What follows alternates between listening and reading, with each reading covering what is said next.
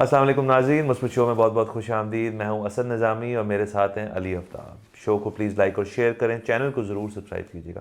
Sir जी कैसे हैं? Sir आपने देखा है कि थोड़ा सा ऑडियो के चैनल में मसला था कि लेफ़्ट और राइट हो रहा था, लेकिन आपके भाई ने अकेले प्रोडक्शन संभाल लिया। सर क्या बात है, लेकिन हम मल्टी फैसेटेड किस्म के टैलेंटेड लोग हैं। और ये लेफ़्ट और राइट का देखें, ये भी समझा जा सकता है कि एक बंदा जो है ज़रा लेफ़्ट की बात कर रहा है, एक बंदा ज़रा राइट की बात कर रहा है, ये हमने टच दी है। वाह, तो हमारी हर चीज़ में सिंबलिज्म है। आगे चलते हैं। वाह। सियासत के अंदर बहुत पुरजोश किस्म का माहौल बना हुआ है और इलेक्शन बहुत करीब हैं। इलेक्शन हो रहे हैं और काजी फैज़ ने इलेक्शन का ठप्पा लगा के वो छुट्टियों पे गए हैं। उसके अलावा जो ईसीपी की तरफ से वोटर टर्नआउट की एक्सपेक्टेशन है वो तकरीबन है कुछ 13 करोड़ रुपये, 13 करोड़ सॉरी बंदे, सो जो कि बहुत अच्छी है। अब उसमें से कितने लोग दिन उस डे पे निकलते हैं नहीं निकलते वो अलग बात है। ज़ाहिर है ठंड भी बहुत होगी, लोग डर रहे हैं इससे। अच्छा, नून लीग की तरफ से जी। और उसमें ये है कि उम्मीद कर रहे हैं इस वक्त जो छाए हुए हजरात हैं कि टर्नआउट कम हो, क्योंकि टर्नआउट ज़्यादा का मतलब है कि जो वो नहीं चाहते लोग निकले वो निकल आए हैं, वो उस साइड वाले लोग। निकले हैं। लेकिन उनके लिए देखें, जो उस साइड वाले हैं उनके लिए तो ज़्यादा बेहतर नहीं कि वो निकले ही ना। लेकिन निकला है तो मज़ा आ जाएगा ना। मतलब वो अगर वो मेरा ये ख्याल है निकलना तो उनका बनता है। मतलब अंडरवेयर में रौनक तो लगे ना। ठीक है, चलें ये तो देखते हैं। निकले ना निकले वो तो आने वाले दिन पे पता चलेगा। कोई निकलने ना दे वो एक अलग बात है। लेकिन मुझे ये पता है क्या लगता है कि बहुत ज़्यादा रोका भी नहीं जा सकता। मतलब नहीं, उसका नहीं हो सकता। वो जो होता है ना कि पंक्चर जो है ना वो 35 की लगते हैं, इससे ऊपर नहीं लग सकते। या तो अच्छा, इसमें मेरा एक टेक ही है जिस पे मेरा शायद पलटा खा जाए, जहाँ भी मैंने सोचा है वोट डालने का। अगर वो निकला है और ढेर सारे उनकी ऑर्गेनाइजेशनल स्किल्स इस कदर हैं कि वो अभी बिल्कुल छुप के बैठे हैं, वो कहेंगे तानू असी दसांगे इलेक्शन डे पे, फिर कुछ भी हो सकता है। फिर मेरे ख्याल में लोग ना मोटिवेट हो जाएंगे खबरें देख देख के, यार इतना बंदा आ गया, इलेक्शन डे पे देखेंगे इतना उनका बंदा आ गया तो चलो हम भी कर लें, कुछ होने लगे। अच्छा भारत, तो यहाँ पे ये तो होता है ना कि हवा किधर चल हवा किधर चल रही है और ये हवा मेरे ख्याल में इस पर घूम रही है। तो व्हर्लविंड। हाँ। तो जी, नून लीग की तरफ से कुछ दो खबरें हमारे पास हैं। पहली खबर ये कि रोज़गार, सस्ती बिजली, गैस, नून लीग का नॉन अकाती इंतखाबी झंडा तैयार। अच्छा, ये जो है ना नॉन इकाती एजेंडा, इसमें से 3 तो ये आपने बता दिए हैं। अच्छा, इसमें रोजगार बिल्कुल ठीक है, सस्ती बिजली बिल्कुल ठीक है। ये जो गैस है ये इनका क्या प्लान है? मूली वाले पराठे? मतलब पूरी दुनिया में अब मतलब इंग्लैंड वगैरह में आपको पता है कि वो हुकूमतें इनकरेज क्या कर रही हैं कि जी आप ऐसा करें, आपका जितना हीटिंग का निज़ाम है आप उसको गैस से सोलर पे, बिजली पे ले जाएं, तो आपका जितना खर्चा आएगा ना उसका आधा हुकूमत दे देगी। सो वो गैस पे डिपेंडेंसी कम करना चाहते हैं। ये कह रही है कि हम गैस ले आएंगे कहाँ से? सर मुझे तो हमेशा से ये कहा जाता था, वही बुजुर्गान, कि यार जो मर्जी हो जाए ना, गैस नहीं मुकनी कभी भी। इतनी गैस है, इतनी गैस है, लेकिन अगर इतनी गैस है तो पहुंचती क्यों नहीं घरों तक? हाँ नहीं, वो गैस नहीं है। और अब तो हमारे वो लॉन्ग टर्म मुआहदे नहीं होने दिए जाते। वो जो नई हुकूमत आती है वो कहती है पिछले ने कोई ना कोई करप्शन की थी होनी है। अच्छा, वो ख़त्म कर देते हैं। अब वो पूरी इंटरनेशनल मार्केट का भी हमारे पे से एतबार ही उठ गया। सो अब तो होता ही है ऊपर से, पता है मार्केट में आपने कोई लॉन्ग टर्म प्लान वो कर भी लिया है ना, वो देखते हैं कि अच्छा ये लॉन्ग टर्म जो मुआहदा था इसको तोड़ने की पेनल्टी कितनी पड़ेगी। अच्छा, वो पेनल्टी देने के बाद भी नई प्राइस पे हमें प्रॉफिट हो रहा है। वो कहते हैं चुको बोरिया बिस्तर। सो इतने ज़्यादा गंभीर मसाइल है। गैस पे तो डिपेंडेंसी पता नहीं कैसे। और नए जो घर बना रहे हैं ना लोग, मेरा तो उनको मशवरा ये है कि एक पाइप जो बाहर से अंदर आना है उसको कम करें, गैस का ना ही दें, लें ही ना, सिलेंडर अरेंज करें या फिर इलेक्ट्रिक उस पर जाएं। और गैस तो देखें, जो नए फेजेस सारे डेवलप हो रहे हैं, हाउसिंग सोसाइटियाँ डेवलप हो रही हैं, गैस तो यहाँ पे बिल्कुल एंड में जाके आती है। वो हमने लास्ट ही अपने किसी शो पे बात की थी कि जो चैंपियन ने खुद ही अपनी गैस लाइन खींच ली थी। कमाल है। और उसके साथ साथ वैसे अगर आप कस्टमर का पल्स देखना चाहें ना, तो आपको ज़्यादा दूर जाने की ज़रूरत नहीं, आप आबिद मार्केट चले जाएँ। वहाँ पे इस वक्त बड़ी ज़बरदस्त किस्म के आपके पास स्टैंड वाले इलेक्ट्रिक बर्नर्स आए हैं।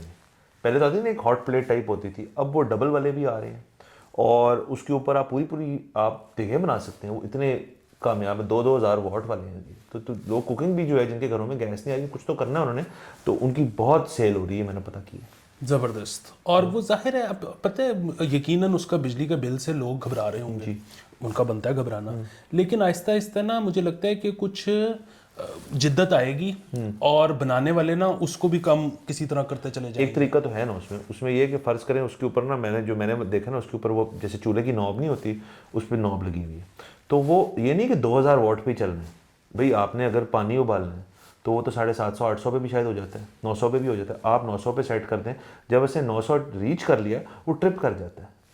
तो उसके अंदर क्योंकि हीट रहती है ना, वो इमिट कर रहा होता है, वो तो अंदर कोयल लगी होती है। और अगर आपने को जो खाना हीट ज़्यादा मांगता है उसको 2000 पे कर दो, जब वो 2000 रीच कर जाएगा वो ट्रिप कर जाएगा। तो टेक्नोलॉजी तो आहिस्ता आहिस्ता इसमें बेहतर हो रही है। गैस में इस तरह की कोई चीज़ नहीं है, क्योंकि गैस में सस्ती थी ना। चली जानी है। नहीं, वो थे ना, वो कहते थे हमारे बड़े जी के कि हम तो जब हम छोटे होते तो हम तो चूल्हे ऑन छोड़ जाते थे, जो कि बहुत ही खतरनाक चीज़ है। सबसे पहली बात ये है। लेकिन मुझे बताएं, इस चीज़ पे उछो नहीं क्या जरूरत है, शो मारने की क्या जरूरत है कि इतनी गैस है हमारे मुल्क में कि हम अपने चूल्हे ही छोड़ जाते हैं। सर वो असल में माजी का आपने ग्रेटनेस कोई तो बतानी होती है ना। अब जब कोई भी ना हो तो फिर इसी किस्म की आप इजाद करते हैं। याद करते हैं कि हम गैस खुली छोड़ देते। चलें कोई नहीं, ये लेकिन नून लीग पे वापस आते हैं तो ये तो देखें ना, ये तो सियासी किस्म के नारे जो हैं, ये तो हर पॉलिटिकल पार्टी जो है अपना 9 नकाती एजेंडा, 10 नकाती एजेंडा सब ले। असल में बात पता है क्या है, जो मैं वोटर्स से अगर मुखातिब हो सकूं, वो ये कि अगर तो ये वेबसाइट्स पे उनकी अपनी पार्टी की पब्लिश हो रही है ना चीज़ें, सारी तमाम सियासी पार्टीज़ के लिए, इस दफ़ा एक एक्सरसाइज करें जो हर शहरी को करनी चाहिए, हर शख्स को करनी चाहिए पाकिस्तान में, कि वो उनका जो एजेंडा, इतना टाइम नहीं लगता, आप उसको पढ़ लें या उसको सरसरा सा पढ़ लें और सामने रख लें जी 3-4 पार्टियां या 5 पार्टियां जौन सी आपको पसंद आती है, जिनका एजेंडा मैनिफेस्टो पसंद आता है, आप उसके पे जाके वोट दे दें, जो हमेशा तरीका है वोटिंग का। अच्छा सर, फिर मैं आपको बताऊं, ये तरीका मेरे पे तो नहीं कारगर होगा। तो क्यों सर? उसकी वजह ये है कि मैं तो फिर वोट ही नहीं देने जाऊंगा।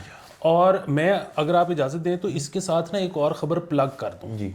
वो ये कि ये कल के अखबार की खबर है कि 15 फैक्ट्रियों में हड़ताल हो गई है, क्योंकि उनको जो बेसिक मिनिमम सैलरी है जी। उन मुलाजमीन को वो नहीं मिल रही, जी, उससे कम दी जा रही है। अच्छा, अब ये जो बात है ना, ये सिर्फ 15 फैक्ट्रियों तक तो महदूद नहीं है, ये तो पूरे पाकिस्तान में हो रहा है। मतलब, और इस ये तो फैक्ट्रियां थी तो चलो वो कम से कम हड़ताल पे चले गए हैं या ये खबर लग गई है जी। ये जो मुलाजमीन घरों में काम करते हैं, हाँ जी। इनमें से कितने हैं जिनको बेसिक जो हुकूमत की तय करदा सैलरी है जो कहा जा मिनिमम, सकता है, वो मिलती है? मेरा तो ख्याल है कि 10% भी नहीं जो होंगे, कि बड़ी भी है, जो कि बड़ी भी है। सो बात ये है कि ये क्यों ऐसे हो रहा है। उसकी वजह ये है कि आबादी इतनी है कि जितनी मर्जी आप कम सैलरी देते हो और एक बंदा इनकार कर देता है कि इतने कम पे तो मैं काम नहीं कर सकता, तो एक और आ जाता है, बल्कि 10 और आ जाते हैं, वो कहते हैं हम कर लेते हैं।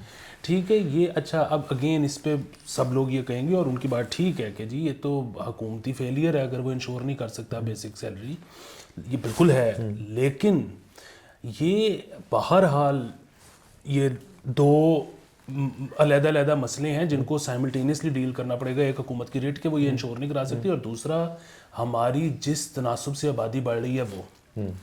अब हम चलते हैं वापस पिछली वाली खबर पे। इसमें मैं एक पॉइंट अगर ऐड कर दूं, बिल्कुल प्लीज़, कि मुझे फिर बताएं कि जो आपके डेली वेजर्स होते हैं, जो लेबरर्स होते हैं, एक तो ये बात कही जाती है कि जी के लेबर फोर्स जो हमारी है स्किल्ड लेबर, मतलब ये भी देखना कारपेंट्री जो है, इलेक्ट्रिशियंस जो हैं, ये सारे स्किल्ड लेबर हैं। अगर आप अभी जाएं और आपके घर में वो काम है, आपको इतनी जल्दी मिलेंगे नहीं, आपको मिलते नहीं। इसका मतलब है एम्प्लॉयड तो वो हैं, दिहाड़ी पे हों, डेली वेजेस पे हों, लेकिन वो काम तो कर रहे हैं।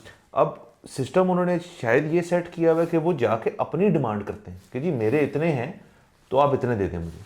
तो उनके लिए तो ठीक है, वो अपनी जो उन्होंने इकोनॉमिक्स अपनी की हुई है जाती, वो उसके मुताबिक चलते हैं। लेकिन आपकी बात उस हद तक ठीक है, जो घर के स्टाफ है, अब उसमें मेरे ख्याल में जो स्किल्ड से स्किल्ड लेबर है, वो शायद आपका ड्राइवर है, उसकी वाहिद वजह सिर्फ ये है कि आपने उस एक शख्स को जिसकी तनख्वाह आपने लेट से रखी हुई है 20,000 रुपये रखी, 25,000, आपने उसको 60 दी हुई 60 लाख रुपए की गाड़ी, सो उसकी रिस्पॉन्सिबिलिटी का एंगल बहुत ज़्यादा बढ़ जाता है।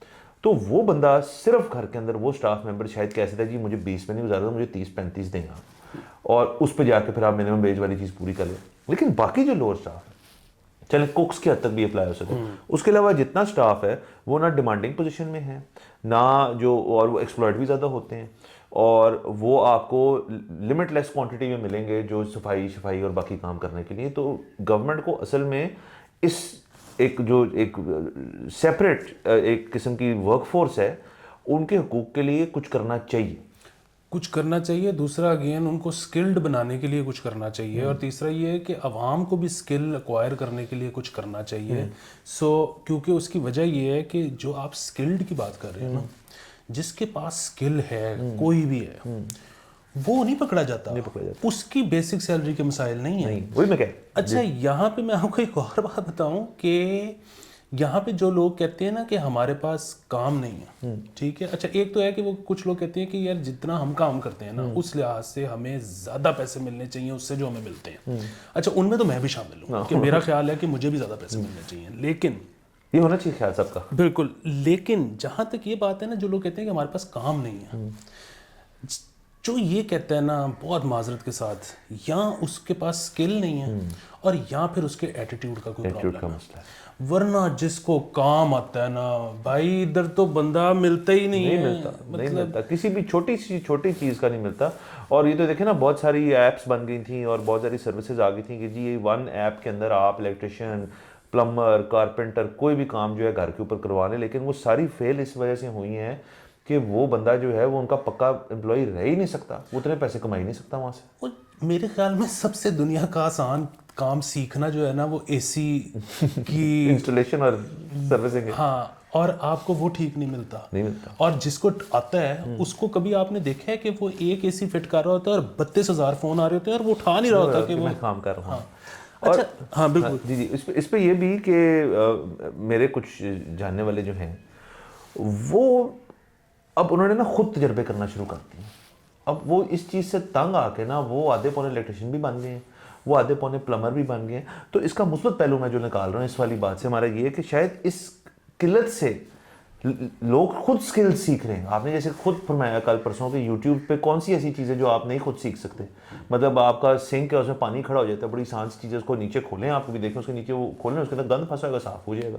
उसके लिए प्लम्बर बुलाने की ज़रूरत नहीं है। बड़े कामों के लिए आप बुलाएं, लेकिन आप अपना स्किल सेट अगर एनहांस कर लें, भाई स्विच खराब है, बल्ब चेंज करने, इसके लिए क्यों लोगों को बुलाने की ज़रूरत है? वो तो बिल्कुल। और दूसरा हम ये बात कर रहे हैं इस किस्म के कामों की, आप उस और ऊपर, मतलब खैर ऊपर नीचे क्या होता है, काम तो काम होता है। मसलन अब जिस तरह मेरा काम गाने बनाने का है या वीडियोस बनाने का है, मेरा प्रोडक्शन हाउस है।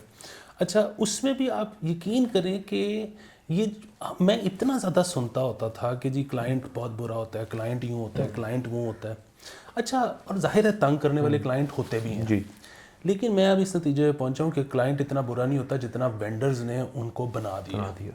अच्छा, मुझे तो ये बात मैंने बड़ी लेट सीखी। मैं शुरू में तंग होता था कि वो किसी क्लाइंट ने मेरे से काम करवा लिया और पैसे नहीं दे रहा या आगे पीछे कर रहा है, या वो बेसिकली वो इस तरह तो वो कर भी नहीं सकते कि पैसे ना दें। वो बेसिकली काम करवा के उनको होता है कि यार ये अच्छा नहीं है, ठीक है। अच्छा, अब दो चीज़ें हो सकती हैं, या तो वो काम अच्छा है और या वो काम अच्छा नहीं है। अगर तो वो अच्छा नहीं है तो भाई आपने फिर वाकई अच्छा नहीं किया ना, तो दोबारा कर लो। अच्छा ठीक है, अगर आपको आता है, अगर आपको आता है तो आप इस पे घबराते ही नहीं हो। जब मुझे क्लाइंट आके कहते हैं ना कि जी ये काम अच्छा नहीं हुआ और मुझे पता होता है कि यार मैं वाकई मैंने ना चला दिया बस, तो मैं उसे कहता हूँ अच्छा यार चलो दोबारा कर लेते हैं। अच्छा, क्लाइंट हैप्पी। अच्छा, फिर कोई आके कहे ना कि नहीं जी मुझे तो ये अब चाहिए ही नहीं है। ये बात मुझे मेरे दोस्त अहमद इकबाल चौधरी ने बताई थी कि वो मैं एक दफ़ा किसी क्लाइंट का गाना बनाया और वो क्लाइंट भाग गया। उसने कहा यार ये गाना तो बहुत अच्छा है। तो मैंने कहा हाँ। तो कहते तुझे पता लग गया ना कि ये अच्छा गाना है? मैंने कहा। तो कहता है वो चला गया तो कोई बात नहीं, तू रिलीज़ कर दे, अपने यूट्यूब पे डाल दे, तुझे इसकी वजह से और काम मिलेगा। वो मैंने यूट्यूब पे डाला और उसकी वजह से 1 महीने के अंदर मुझे 4 प्रोजेक्ट और आ गए। सो अगेन, अगर आपको काम आता है ना तो फिर कोई मसला नहीं है। वैसे तो आपने क्लाइंट्स की हद तक बात नहीं, क्लाइंट्स भी ना बड़े बड़े अजीब किस्म के होते हैं। जैसे मेरी आपको पता है थोड़ी फील्ड जो है प्रिंटिंग की भी रह चुकी है, और जो भी प्रोडक्शन का काम है उसमें सबसे बड़ा डर होता है आपको रिजेक्शन का।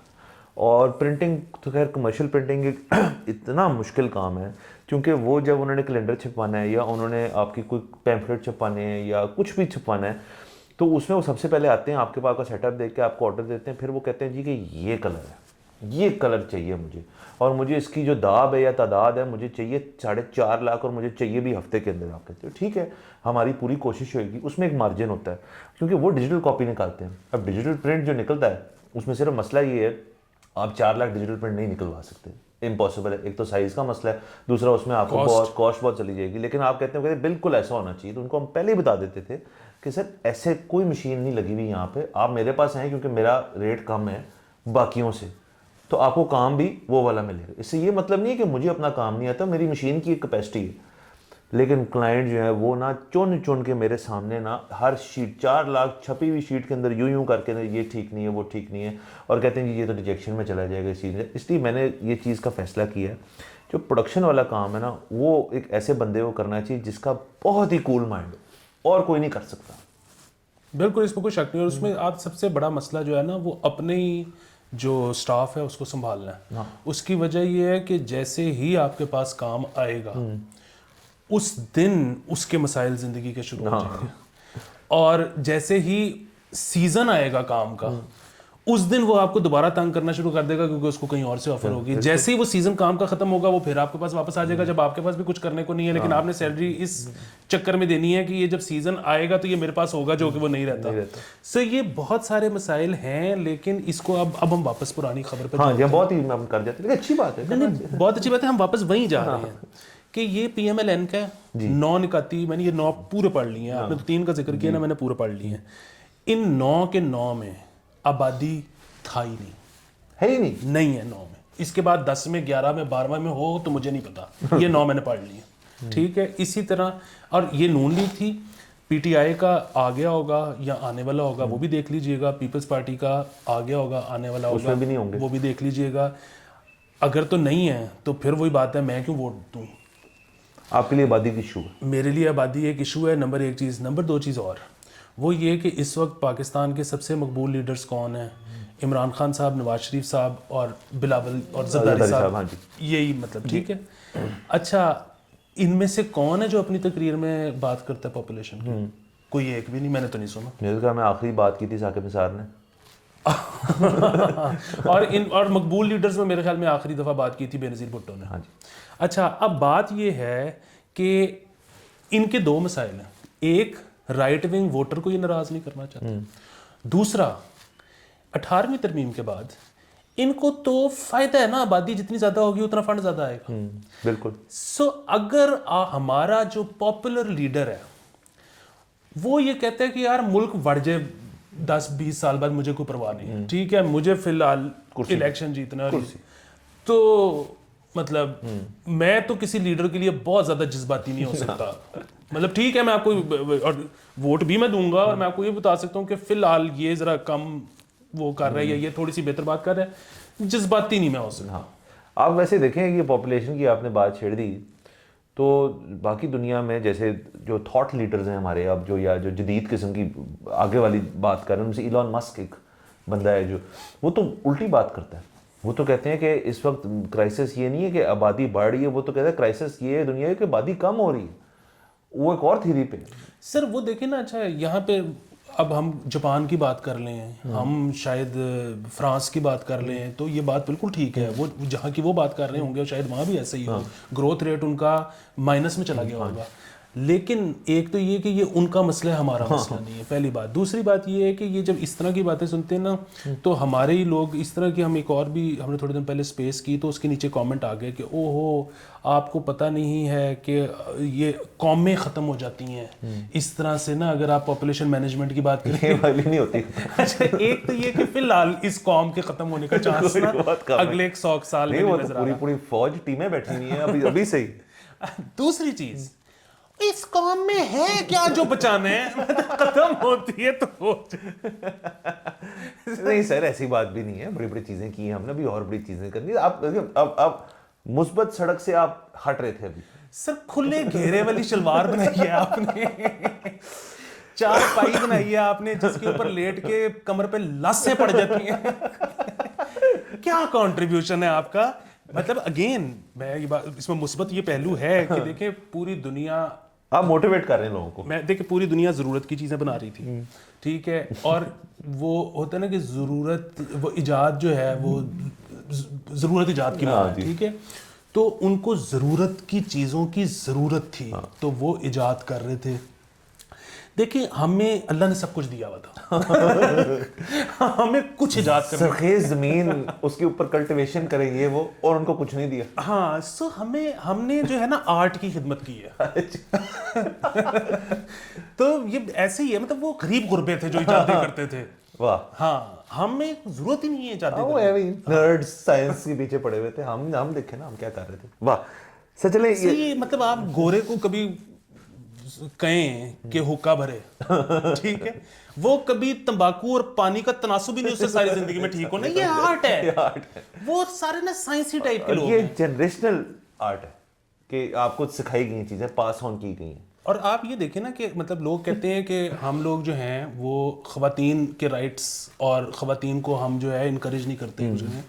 देखें ख़वातीन हालांकि इतना हुक्का पीती भी नहीं थी, जो हमने अपनी ख़वातीन को सिखाया ना हुक्का भरना ये जो एम्पावरमेंट हमने दी है चले हम बहुत आगे थे पूरी दुनिया से। अब आप कह रहे हैं हम पैरिटी पे आ गए हैं, अब नीचे जा गए। अब मुझे खतरा है कि हम कहीं नीचे न चले जाएं। अच्छा। तो अब मैं कह रहा हूँ कि जरा कंट्रोल, कोई और जदीद चीज हमें देनी पड़ेगी, जिद्दत आप चाह रहे हैं। वाह। अच्छा, नून लीग के ऊपर बात हो रही है तो नून लीग की एक और खबर है, वो कहते हैं जी कि नून लीग के शहबाज शरीफ को कराची से इलेक्शन लड़ाने का फैसला है। अच्छा ये अगर कराची जाके नवाज शरीफ साहब ने बात की। वाह।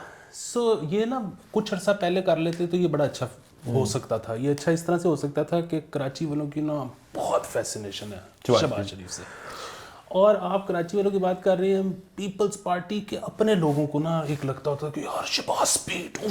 अच्छा स्पीड बात ये है कि वो ना जब तक तो थे ना पैसे उधार आ रहा था तो पैसे आ रहे थे, पैसे लग रहे थे, बल्ले बल्ले हो रही थी।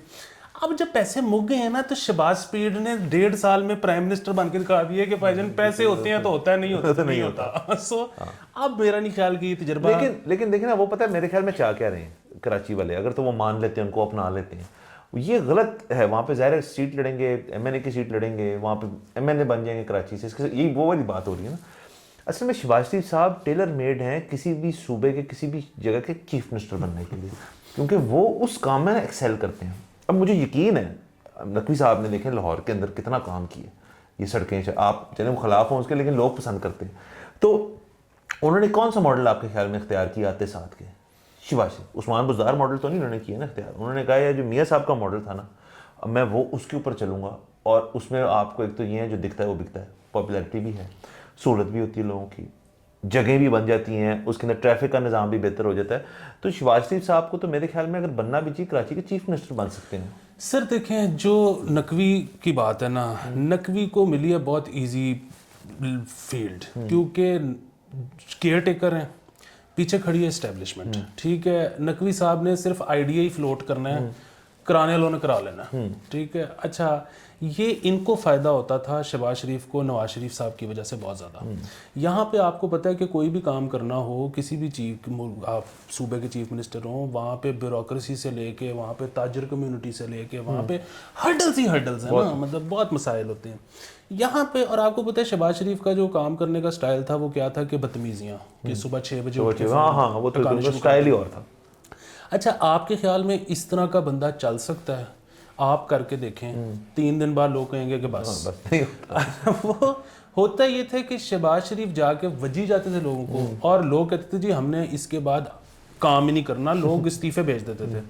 वहाँ पे आते थे मियाँ साहब कि वो थोड़ियों को हाथ लगा लगा के ना कि मैं सिल ते आप खलो के ताड़े हस्ते ख्वाब वो फिर अगला ना वो सारा ब्यूरोक्रेट कहता था कि यार मियाँ साहब मेरे हस्ते ख्वाब ही ले आए आप सिल ते खलोगे।